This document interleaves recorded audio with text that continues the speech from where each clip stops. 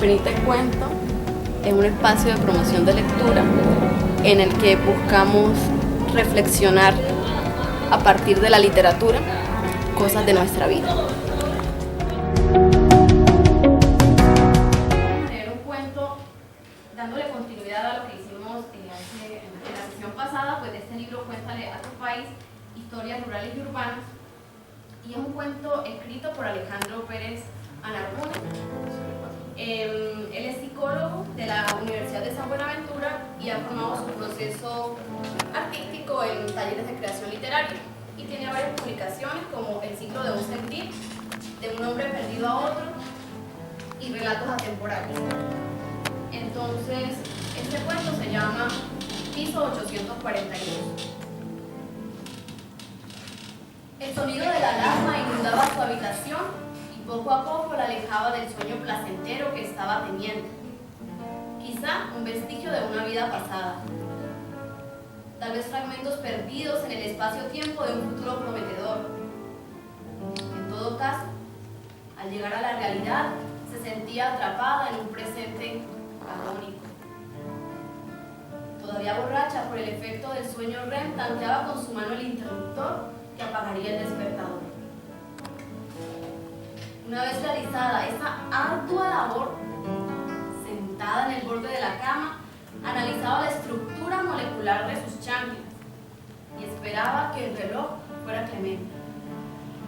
No podía permitirse llegar nuevamente tarde al trabajo. Ya había recibido un memorándum que le invitaba a poner sus cosas en orden y a dedicar su vida completa a la compañía. Desde el día de su entrevista supimos que podría aportar en gran medida a los objetivos de la organización, pero la invitamos a que se empape del clima organizacional y de la actitud positiva que el trabajo que usted desempeña y que es de vital importancia para nosotros requiere. En otras palabras, más coloquiales y citando un modismo extranjero que solía ver en las películas y series que tanto le gustaba, put your shit together. Pero, ¿cómo iba a hacer para poner toda su mierda junta y hacerse cargo del hedor? Se sentía como cuando era pequeña y cada día se despertaba entre sollozos para ir a un colegio que la martirizaba. Tenía la misma desesperanza en su mirada y las mismas ganas de llorar, solo que en este momento de su vida no contaba con una madre que se sentara junto a ella en el borde de la cama para, aparte de escudriñar la composición molecular de sus chanclas, llenarle de ánimos para tomar el ómnibus que la llevaría a esa realidad alternativa donde no era nadie, no tenía un nombre, era invisible, excepto cuando alguna pelota enamorada de su magnetismo natural le dejaba a su patrón marcado en la frente. En ese momento, años después, seguía sintiéndose así. A pesar de que muchas cosas hubieran cambiado y ya no tenía el magnetismo para los elementos deportivos, sino para esos idiotas oficionistas que se creían muy listos y muy graciosos y que se adjudicaban su trabajo sin que ella se diera cuenta y pudiera hacer algo para ganar puntos con las cabezas invisibles de la organización. ¿Cuánto soñaba con un memorándum que le dijera que lo estaba haciendo bien, que era la mejor? Porque sabía que lo era, y de hecho lo era. Y que la iban a transferir al piso 842, donde no tuviera que tener contacto con ningún humano y desde allí poder realizar todas sus operaciones y llevar a la compañía a la estratosfera comercial. Cuando por fin reunió la fuerza necesaria, se organizó en lo que el mecanismo oculto del reloj tarda para lograr que la más grande de las manecillas haga un movimiento y salió camino a su trabajo. Junto a un millar de autómatas que en el transporte público se dirigían a sus respectivos lugares. Todos en las calles iban con una sonrisa falsa, adornando sus caras. Los afortunados que podían permitirse las sonrisas reales no frecuentaban el transporte público. Las sonrisas falsas de los autómatas cubrían su desconcierto y desasosiego de los espías que las compañías ponían en las esquinas.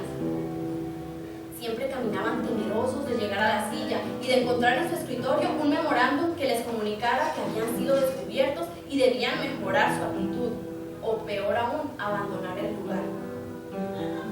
Se bajó en la esquina de su edificio, uno entre 1000, que tenía 1 millar de pisos de altura y una superficie que reflejaba lo que pasaba en el mundo real. Entró con su mejor carro, pasó la tarjeta de ingreso por el torniquete justo a tiempo. Un segundo después, y sería el acabose. Tomó el elevador y oprimió el botón que marcaba su piso. Trató de quedarse cerca de las puertas antes que la turba entrara y la llevara hasta la parte final, donde sería imposible escapar una vez llegado su turno de salir, lo que significaría que no podría encender el equipo a la hora designada y otro memorándum estaría en camino. Cuando por fin pudo llegar a su escritorio, sintió una huella de calor en el teclado de su computadora y en su silla. El maldito de Carlos había estado sentado ahí otra vez husmeando en su computadora. Sabía que ella estaba sobre algo grande y que cuando lo lograra significaría su ascenso al piso 842, y por eso quería robarlo, como ya había hecho antes, para ganar, como diría su mamá, indulgencia con padres nuestros ajenos. Se levantó y miró alrededor tratando de localizar a ese imbécil. No lo vio. Frunció el ceño y se volvió a sentar. Encendió su computadora, que todavía estaba caliente. Se calzó sus auriculares hexafónicos, acuñó una memoria USB en el puerto de la computadora y extrajo la información que Carlos estaba buscando. Sería mejor que de ahora en adelante trabajara en eso desde su casa. Una vez cargado el pendrive, se dedicó a escribir un código nuevo a la velocidad de la luz. Uno que, en caso de ser robado, no le significara al maleante un salto estratosférico en la estructura organizacional. Sería un pequeño sacrificio, sería algo así como su nuevo proyecto. Su nuevo proyecto se convirtió a su vez en lo que la motivaba para despertarse todos los días, con el primer sonido de la alarma, sin posponerla o poner 5 o 6 alarmas antes de la que realmente debería funcionar, a pesar de que hubiese modificado la hora de dormir. La estructura molecular de sus chanclas fue resuelta y ya no le interesaba la física cuántica. El segundero empezó a hacerse lento en comparación con ella, y la sonrisa que mostraba con respecto a aquellos que viajaban con ella no era falsa. Empezó a encontrar comunicaciones en su escritorio, donde leía que la dirección se había dado cuenta del cambio en su actitud y que estaban ansiosos de conocer aquello en lo que estaba trabajando, que seguramente le significaría un gran profit a la compañía y por ende un reconocimiento para ella. Aunque seguía encontrando residuos de calor corporal en sus elementos de trabajo, le importaba poco. Sabía que estaba haciendo las cosas bien. Los días en el calendario pasaron tan rápido que apenas recordó celebrar su cumpleaños una semana después de la fecha, cuando ya faltaba poco para que las últimas líneas de código fueran insertadas y con ellas llegara la gloria. Una celebración simple, en su apartamento, en compañía de las fotos de su padre, de su madre, que habían muerto mucho tiempo atrás, frente a su computadora personal. Cuando por fin tecleó la línea final del código que la haría feliz, sopló fuertemente la vela y pidió un deseo con todas sus fuerzas, mentalmente, claro, para que se cumpliera y se fuera a dormir. Al día siguiente, después de su nueva rutina y de colocar su tarjeta en el momento correcto, colocó su pendrive en la computadora de la compañía y copió la carpeta que había llamado Rocket Science en el escritorio, justo antes de desmayarse encima del teclado. Su cabeza chocó con un ruido seco y hizo saltar 2 o 3 teclas por los aires, llamando la atención de los que estaban en la misma sala. Entre ellos, Carlos, que corrió como poseído por el fantasma de Usain Bolt a tomarle el pulso, a mirarle la reacción de las pupilas para confirmar que era necesario llamar a la ambulancia. Todos se pararon, formando un círculo alrededor de ella. Y ella, con los ojos entrecerrados, podía ver que no había ni pizca de preocupación en ninguna cara. Más bien un modo absurdo, expectante.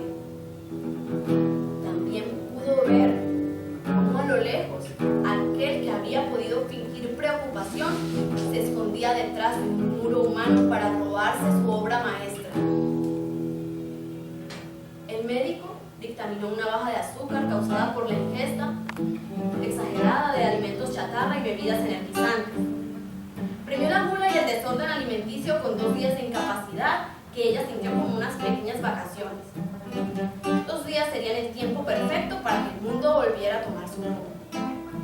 2 días que se pasaron tan rápido como los últimos que había vivido, y antes de que se diera cuenta, desembocaron en tenerla de nuevo dirigiéndose a su computadora organizacional para trabajar en el código que la llevaría al piso que ella soñaba.